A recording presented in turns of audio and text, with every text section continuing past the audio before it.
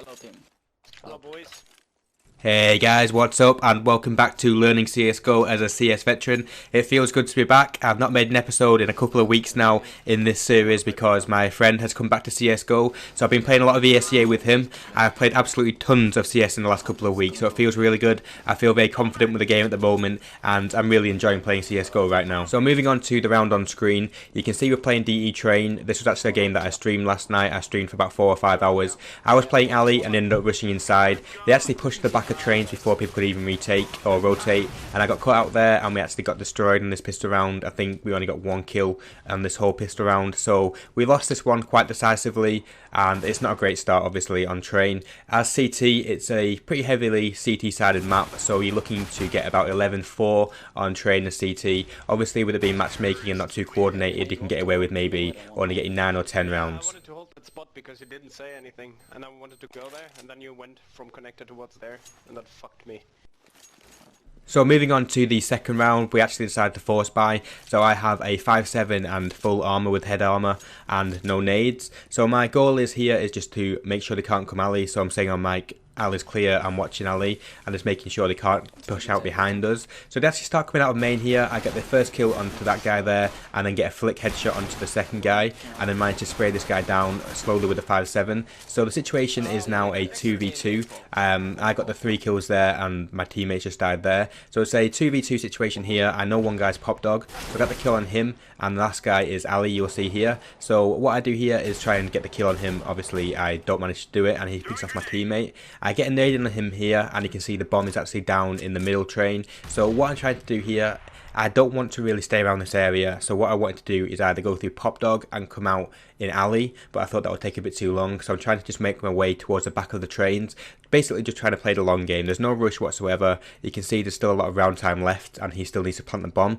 so I'm just trying to make sure that I can get around him without him noticing me. In these 1v1 situations, if you know where they are and they don't know where you are, you're at a massive advantage, so just play calm and collective and just try not to panic at all. Nice! Whoa, fucking play, dude. The third round, the enemies just bought Tech 9s and armor and came inside and got the bomb down. You can see I eventually killed that guy on top. It took me a bit longer than it should have done there. And then I get a second headshot in a second here on a guy on bomb train. And we managed to just retake the site pretty smoothly and got the round. Nice!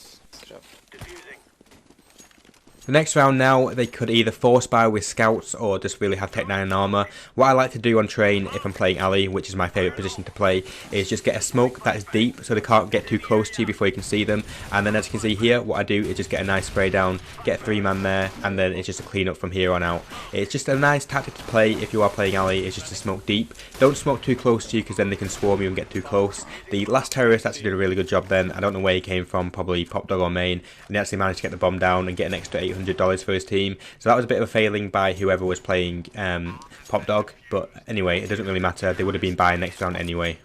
I'm coming. Left side, yeah, close to me. Nice. The round on screen is the first gun round, so a very important round of course, which we did end up winning. So a bit of a comment about my teammates. You'll hear one guy who talks quite a lot. He was from Germany, he's a really nice guy, and I actually had 2 games before this one where my teammates didn't say a word. I think throughout the whole matchmaking game they probably said about 3 words between them. So that was terrible to play in, so it was really nice to play with someone who was actually calling. You could rely on him to call. If he saw someone inside, he would say one inside. It makes a huge difference in CS if you just call everything that you see.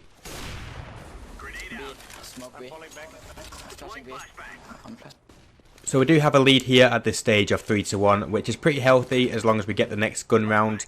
The terrorist did eco on this round and went inside with Tech 9s.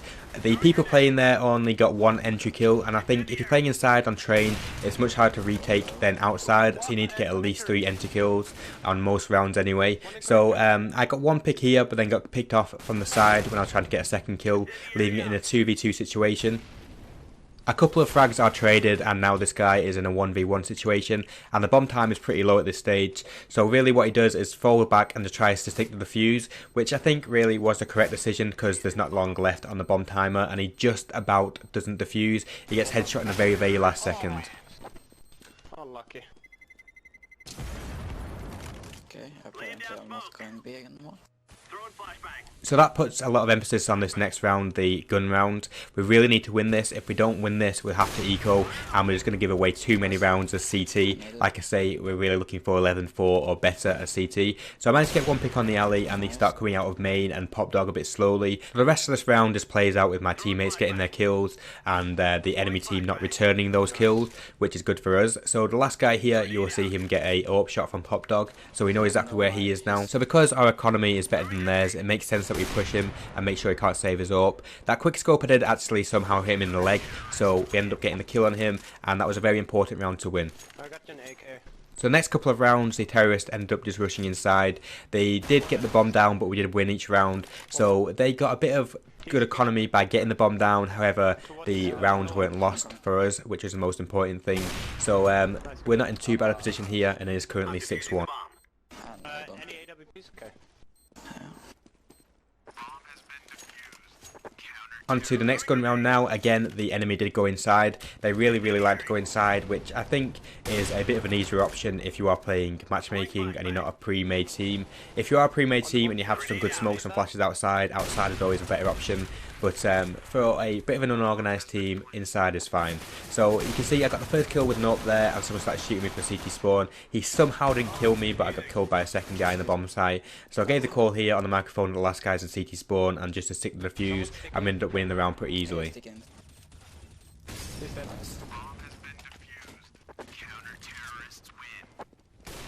I got an AWP again. Onto the next gun round, and they actually tried to do a bit of a split outside, so they sent 3 people alley and 2 people main. I managed to get 2 AWP picks here on alley. However, after getting these 2 picks, I got a bit too cocky, went for the third guy, and didn't peek properly. I peeked a bit too slowly there and got picked off by the guy with an AK. However, you can see that I did 85 damage to him, and I saw him go to the back of the trains on def cam. So I just gave a quick call saying he's back of trains with 15 HP, and we won the round easily again. So skipping on to the last round here, because there's not too much I could really show from the rest of the CT half.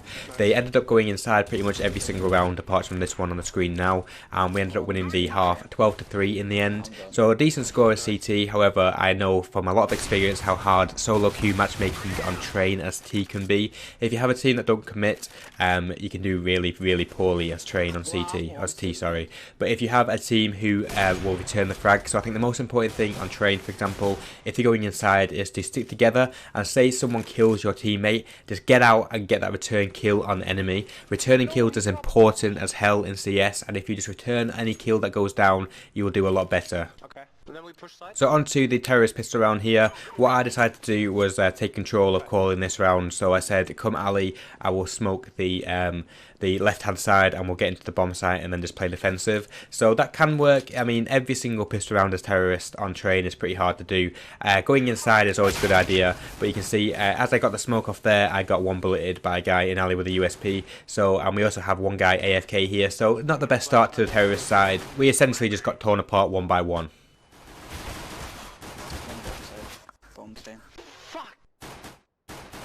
Onto the second round here, and we actually force bought, which is something I disagreed with, like I said on the stream last night. I think force buying after losing the pistol round as terrorist when you don't have the bomb down is fine, but on train it's such a long distance map, it's just not going to be as effective as something like on Dust 2 where you can rush short or something like that. On train it's much harder to do anything with Tech 9s than it is on other maps.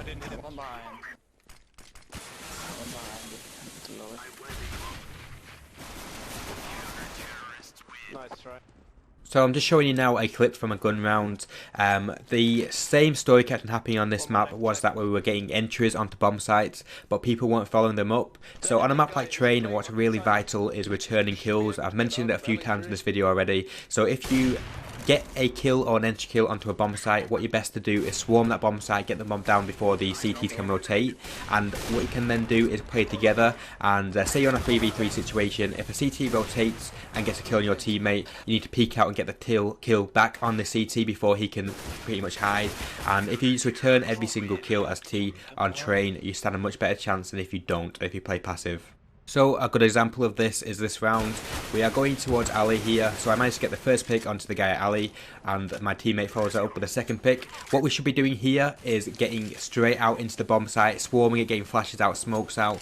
What I actually said on the mic here at this stage is I'm 4 HP and going to lurk.